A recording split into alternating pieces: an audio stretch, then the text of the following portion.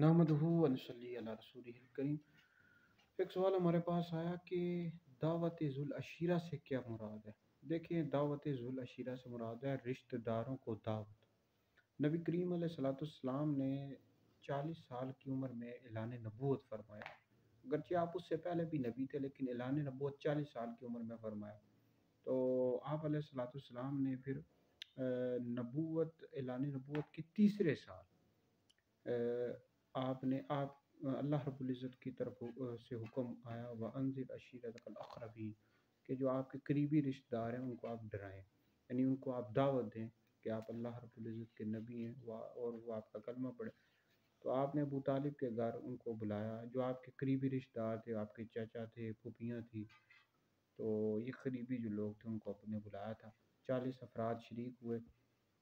تو اس میں جو آپ کا چچا تھا یہ ابو لہب، تو اس نے بہت زیادہ مذاق اڑایا اور لوگوں کو منتشر کر دیا۔